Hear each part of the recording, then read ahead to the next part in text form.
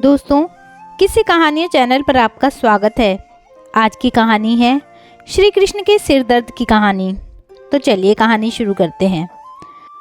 राधा और कृष्ण के प्रेम के बारे में कौन नहीं जानता है। कहते हैं कि श्री कृष्ण और राधा का विवाह नहीं हो पाया था, लेकिन दोनों में इतना प्रेम था कि आज भी दोनों का नाम एक साथ लिया जाता है। श्री कृष्ण का राधा के लिए प्रेम और राधा का श्री कृष्ण के लिए समर्पण देखते ही बनता था। शायद इसलिए अपने आप को सबसे बड़ा भक्त कहने वाले नारद मुनि को राधा से जलन होने लगी थी। यह बात श्री कृष्ण अच्छी तरह से जानते थे। एक दिन राधा के बारे में बात करने के लिए नारद मुनि श्री कृष्ण के पास आए। यह बात श्री कृष्ण को पता चल गई थी। जैसे ही नारद मुनि वहां पहुंचे तो श्री कृष्ण उन्हें देखकर अपना सिर पकड़कर बैठ गए। नारद मुनि ने श्री कृष्ण से पूछा कि क्या हुआ प्रभु, आप ऐसे सिर पकड़कर क्यों बैठे हैं। श्री कृष्ण ने कहा, हे नारद मुनि, मेरे सिर दर्द कर रहा है। नारद मुनि ने पूछा, प्रभु, इसको दूर करने का क्या उपाय है। तब श्री कृष्ण ने कहा, अगर मैं अपने सबसे बड़े भक्त का चरणामृत पी लूं तो इसे दूर किया जा सकता है। तब नारद मुनि सोचने लगे कि सबसे बड़ा भक्त तो मैं ही हूँ, लेकिन अगर मैं अपना चरणामृत दूंगा तो मुझे नरक जाने जितना पाप लगेगा।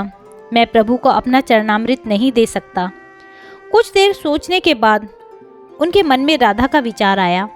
वे सोचने लगे कि लोग राधा को भी तो श्री कृष्ण का सबसे बड़ा भक्त मानते हैं, इसलिए क्यों ना उनके पास जाकर पूछा जाए।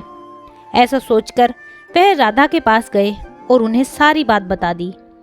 राधा ने जैसे ही सुना, एक बर्तन में अपने पैर धोकर चरणामृत नारद मुनि को देते हुए कहा, हे मुनिराज, मुझे नहीं पता कि मैं उनकी कितनी बड़ी भक्त हूँ, लेकिन मुझे यह पता है कि श्री कृष्ण को अपना चरणामृत देने से मुझे नरक में जाने जितना पाप लगेगा और मुझे नरक जितनी यातना सहन करनी पड़ेगी।